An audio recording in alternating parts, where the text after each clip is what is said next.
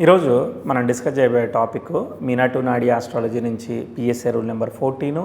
మనం fundamentals of Meena to నాడి అన్నీ కూడా 4 మేజర్ పిల్లర్స్, చిన్న చిన్న కాన్సెప్ట్స్ అన్నీ మాట్లాడుకున్నాము. ఒక full case study Meena to నాడి 40 ప్రిన్సిపల్స్ ఫండమెంటల్స్ వాడి ఎలా చేయాలనేది కూడా చెప్పుకున్నాము.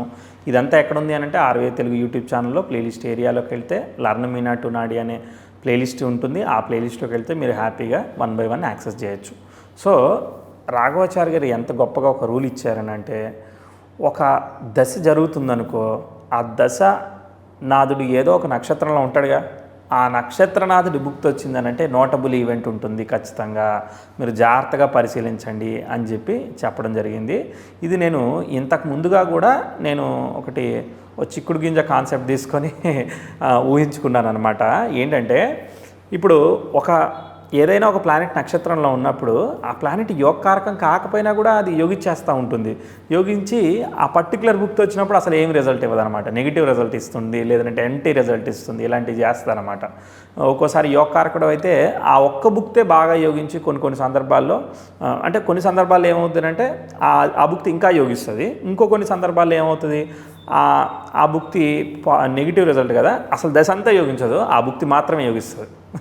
ఇట్లాంటివన్నీ 3 రకాల కేసెస్ని కూడా నేను పర్సనల్గా ఎక్స్పీరియన్స్ చేస్తున్నాను. కాబట్టి రూల్ చూడగానే అబ్బా మనలాగా అట్లా ఆలోచించారు కదా, అసలు అట్లాంటిది ఒక రూల్ ఆల్రెడీ ఉందట, ఇన్ని రోజులు మనం వాడుతున్నాం అని ఒక ఎక్సైట్మెంట్ నాకు కలిగిందనమాట. మంచి రూల్ ఇది. సో ఒక దశానాథుడు ఏదైతే నక్షత్రంలో ఉన్నాడో ఆ నక్షత్రనాథుడు ఎవరైతే ఉంటారో ఆ బుక్తి వచ్చినప్పుడు నోటబుల్ ఈవెంట్ ఇస్తుందని చెప్పారు. ఈ జాతకుడు మనం పిఎస్ఏ రూల్ నెంబర్ 1లో కూడా మాట్లాడుకున్నాం, ఒక ఇండస్ట్రియలిస్ట్ అని. ఈ యొక్క లగ్నానికి వృశ్చిక లగ్నానికి శని దశ జరుగుతుందన్నమాట. శని పాపే కదా, కాకపోతే శని ఈజ్ ఆక్యుపైడ్ విచ్ నక్షత్ర, శని ఈజ్ ఆక్యుపైడ్ శుక్ర నక్షత్ర, వక్రించాడు కదా, వెనక నక్షత్రం తీసుకోండి. సో కేతు నక్షత్రంలో ఉన్నాడు. సో శనిలో కేతు జరుగుతుంది జాతకుడికి అనమాట. అప్పటిదాకా కొంత బిజినెస్ 100 రూపాయలకి 30 రూపాయల వ్యాపారం చేస్తున్నట్లయితే 30 రూపాయల నుంచి 100 రూపాయల దాకా ఎదిగిపోయినట్టు ఈ జాతకుడు చెప్పడం జరిగిందనమాట. ఎప్పుడు శనిలో కేతు భుక్తి, శని ఈజ్ ఆక్యుపైడ్ శుక్ర నక్షత్ర, వక్రించడం వల్ల వెనక్కి వెళ్ళి కేతు నక్షత్రం తీసుకోవాలి. సో ఆ కేతు ఎక్కడున్నాడు, ఎగ్జాల్ట్ అయిన గురువు యొక్క నక్షత్రంలో ఉన్నాడు. వృశ్చిక లగ్నానికి యోగకారకుడు 9th హౌస్లో ఉండి లగ్నాన్ని చూస్తున్నాడు. సో 9th హౌస్లో ఎగ్జాల్టెడ్ ప్లానెట్స్ ఉంటే ఏంటిది, మనకి పూర్వకర్మ వల్ల గోల్డ్ కాయిన్స్ తగ్గుతాయని చెప్తాడు. గోల్డ్ కాయిన్స్ అంటే గుడ్ అమౌంట్ ఆఫ్ మనీ అని అర్థం అనమాట. సో మంచి డబ్బులు, ధనము, మనం స్థిరాస్తిని కూడబెట్టుకునేంత, ఓ బిల్డింగ్ కట్టుకునేంత, ఎట్లాగొట్లా మంచి, మామూలుగా తక్కువ డబ్బులు వస్తే మనకి కాదు కదా. సో ఒక బిల్డింగ్ కట్టుకోవాలంటే మన లైఫ్ ఒక 20 ఏళ్ళు 30 ఏళ్ళ సంపాదన అంతా దాసి ఉంటే, లోన్ తీసుకుని కట్టడం వేరే అండి. సో దాసి ఉంటే ఆ డబ్బులతో మనం సేవింగ్తో ఒక ఇల్లు కట్టుకోగలుగుతాం కదా ఇప్పుడున్న పరిస్థితుల్లో. అలాంటి డబ్బులు 1-2 సంవత్సరాల్లో వచ్చి కట్టుకోగలిగి ప్రోగ్రెస్ అవ్వగలిగితే బాగుంటుంది కదా. ఇలాంటి దశాభుక్తులు ఎగ్జాల్టెడ్ ప్లానెట్ యొక్క నక్షత్రంలో ఉన్నాడు కేతువు.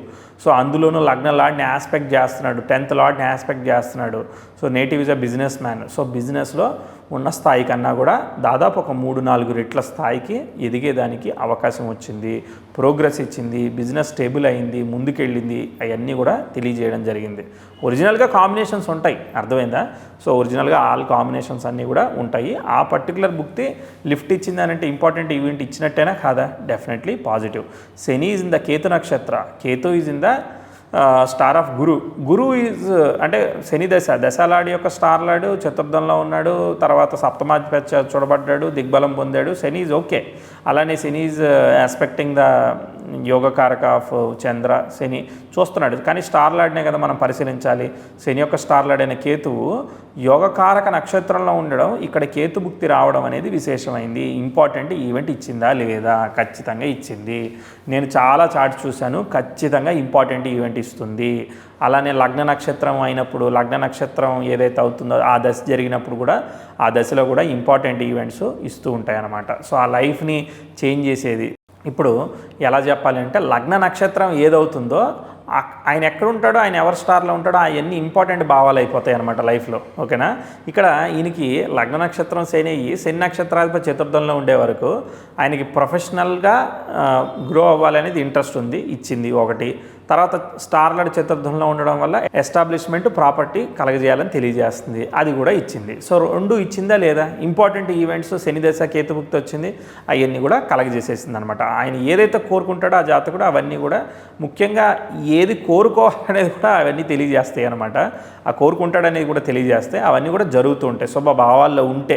అదే శుభభావాల్లో లేకపోతే నెగిటివ్గా ఇస్తాయి అనమాట. ఒక్కోసారి మిథున లగ్నానికి షష్టాధిపతి నక్షత్రం, అది రోగకారక నక్షత్రం అనమాట, పాపి కదా. అదే కర్కాటక లగ్నానికి షష్టాధిపతి నక్షత్రం, కానీ అది భాగ్యాధిపతి కూడా అవుతాడు, యోగకారక నక్షత్రం, అది అర్థమైందా? అట్లా మనం పరిశీలించాలి.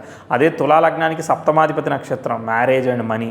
సో వాటికి సంబంధించి పాజిటివ్ ఆర్ నెగిటివ్ ఏదో ఒకటి ఉంటుందన్నమాట. అలా కంపల్సరీ లగ్న నక్షత్రం కూడా బాగా తెలియజేస్తుంది. దానికి సంబంధించిన దశ వచ్చినప్పుడు ఇంపార్టెంట్ ఈవెంట్ ఆ విషయంలో జరిగేదానికి ఏ మాత్రం తగ్గకుండా రిజల్ట్స్ ఇచ్చేదానికి ట్రై చేస్తుంది. ఇట్లాంటివన్నీ కూడా ఈ టెక్నిక్స్ అబ్జర్వ్ చేస్తే అసలు మీరు చాలా ఏంటంటే ఎక్సైటెడ్గా అనిపిస్తూ ఉంటుంది, ఈజీగా చెప్పేస్తున్నామే అనే ఒక ఫీలింగ్ మనకి కలుగుతూ ఉంటుందన్నమాట. ఎనీవే, నెక్స్ట్ మీ డౌట్స్ అన్ని కామెంట్ చేయండి. నెక్స్ట్ వీడియోలో కలుద్దాము, ఇంకో పిఎస్ఏ రూల్ చెప్పుకుందాం. మనం అన్ని రూల్స్ ఫినిష్ చేసే వరకు ఒక ఐడియా వస్తుంది. వీలైతే అన్ని వీడియోలు అయిన తర్వాత ఒక లైవ్ కూడా ప్లాన్ చేసే ప్రయత్నం చేద్దాము. మనం మాట్లాడుకుందాం సరదాగా. నేను చాలా happy with the Meena to నాడి. సో మనం సరదాగా మాట్లాడుకుంటే వేరే రూల్స్ని ఎట్లా అప్లై చేయొచ్చు, మనం అడిషనల్గా ఇంకేమైనా చేయొచ్చా, ఎట్లా మీనా టు నాడి అప్లికేషన్ని బిల్డ్ చేసుకోవచ్చు, మనం ఈజీగా ఒక పైలట్ డ్రైవ్ చేస్తుంటే డాష్ బోర్డ్ ఎలా ఉంటుందో అలా సింపుల్గా అన్ని ఇండికేటర్స్ మనకి ఎలా తెలియజేస్తాయి. ఇన్ని రూల్స్ ఉన్నాయి కదా, అన్ని రూల్స్ ఉన్నప్పుడు సింప్లిఫైడ్గా ఎలా అర్థం చేసుకోవాలి, రిక్వైర్మెంట్ తగ్గట్టు ఎలా చేసుకోవాలి అనేది చాలా చేసుకోవచ్చు అనమాట. ఎండ్లెస్ ఇది, ఎంత చేసుకుంటే అంత అనమాట. ఓకే, ఎనీవే నెక్స్ట్ వీడియోలో కలుద్దాం.